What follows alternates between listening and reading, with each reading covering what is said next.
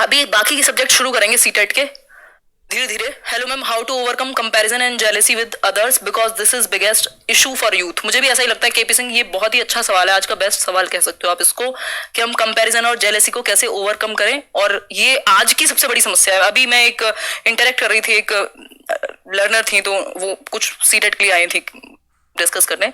तो मतलब मैं देखती हूँ, अब बात एग्जैक्ट नहीं बताऊंगी, बट मैं ये देखती हूँ कि एक अलग ही दौड़ है आजकल। स्पेशली चलो हमारी जनरेशन में ये नहीं थी, बहुत अच्छी बात है, मतलब मेरी जनरेशन में कोई बहुत ज्यादा 50 साल नहीं हुए, 4 साल पहले I was doing teaching training. और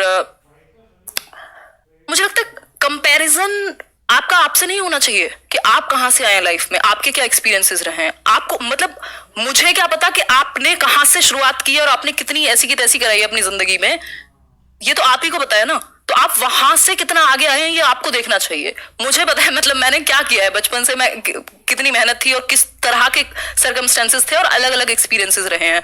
तो ये मैं दुनिया से क्यों कंपेयर कराऊं खुद को, या मैं क्यों खुद को कंपेयर करूं किसी और से। मतलब ये तो एक ये बहुत बड़ी समस्या है, स्पेशली रिश्तेदार जो कि 2 दिन में बदलते हैं। मतलब आज आप अच्छा कर रहे हो तो आपकी तरफ हो जाएंगे, कल आप बुरा करोगे या कर रहे थे तो वो कुछ और कहेंगे। तो लोग चेंज होते रहते हैं, कोई कुछ भी पक्का है ही नहीं। तो कंपैरिजन करना है तो खुद की लर्निंग और खुद की अंडरस्टैंडिंग को बढ़ाने पे खुद से ही करना चाहिए कि यार देखो जब मैं कितना बेवकूफ था, अभी मेरी समझ कितनी बेहतर हो रही है। हंसो अपने ऊपर ही 4 चीजें देख करके कि पहले से बेहतर हुआ हूं। तो खुद से करो ना, खुद की टाइमलाइन में खुद की एक टाइमलाइन बनाओ ना कि 2004 था जब मुझे लगता था कि ये चीज बहुत बड़ी चीज होती है या कुछ भी इस तरीके का, या मुझे इस चीज से भी हर्ट हुआ था, मैंने यहाँ ऐसी पब्लिक स्पीकिंग में अपनी बेइज्जती करा ली थी। तो ये एक चीज हुई। अब आप 2016 में आए हो तो आप देखो ना यहाँ से यहाँ तक कितना इंप्रूवमेंट आप में आया, आपने कितनी मेहनत की। आपके वो जो साल थे, मुझे पता है मेरे 2021 का एक एक महीना ऑलमोस्ट प्लान्ड है, इतनी सारी चीजें हैं। तो मैं क्यों सोचूं कि फलाना क्या कर रहा होगा, या अभी कोई मेरा एक दोस्त क्या कर रहा होगा, उसके कितने सब्सक्राइबर हो गए, या उसने क्या कर लिया, 10 मिलियन हो जाए, 50 मिलियन हो जाए, हाउ डज इट मैटर। मुझे पता है मेरा प्लान ये है, मुझे लाइफ में ये चाहिए। हर किसी को एक प्लान बनाना चाहिए। हम इस चीज पे फोकस नहीं करते, बस फालतू चीजों पे फोकस है हमारा कि भाई मेरी लाइफ ये है, अभी मेरी मान लो एज 23 है, मुझे 30 तक ये मेरे कुछ गोल्स हैं और मुझे एक पीसफुल लाइफ चाहिए। तो उसके लिए चाहे एक नौकरी की तैयारी करनी हो सकती है, अगर वो होती है अपना बेस्ट देने के बाद, यदि नहीं होती है तो मैं दूसरा प्लान भी अपनाऊंगा। तो आपके पास अपनी लाइफ का प्लान होना चाहिए, बजाय कि आप 70 लोगों को कंपैरिजन करें। या फिर ये बात जेलेसी की, मतलब जेलेसी क्यों, इंडिविजुअल डिफरेंसेस तो फिर आपने खत्म कर दिया। अगर सबके पास सेम अपॉर्चुनिटी होगी, सबका दिमाग सेम सिचुएशन में सेम तरीके से चलेगा, तो फिर तो सब रोबोट्स हो जाएंगे।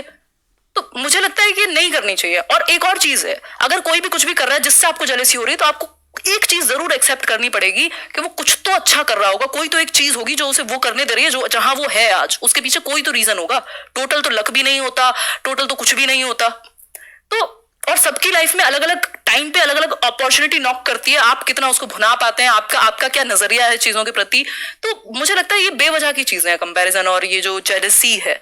खुद को देखिए ना, आप लाइफ में कहाँ जाना चाहते हैं।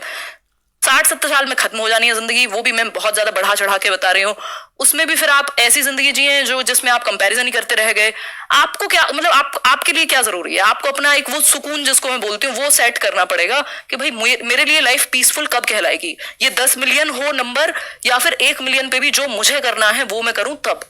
तो ये आपको देखना है। लोगों का क्या है, हर तरह के लोग मिलते हैं, लोग मतलब यू शुड डिसाइड। और फिर ऐसे ही लोगों से आप इंटरेक्ट करते हो, ऐसे ये तो आपकी चॉइस है ना। अगर आप उन्हीं लोगों में जाके बैठोगे जहां कंपैरिजन ही होते रहते हैं, तो फिर तो दुखी तो रहोगे। तो आपको देखना है आपका ग्रुप कौन सा होना चाहिए, वो 5 लोग कौन होने चाहिए जिनसे आप प्रभावित हो और आपसे जो प्रभावित हो। खैर ये इसका कोई अंतिम आंसर नहीं है, बट मुझे लगता है कि आपको डिसाइड करना चाहिए आपको अपनी लाइफ में क्या चाहिए और क्या आप हमेशा बेस्ट करते रह सकते हो, जो आपको मीनिंग दे जिंदगी में। आगे बढ़ेंगे, खदीजा का क्वेश्चन देख लेते हैं। Often when I am reading a good book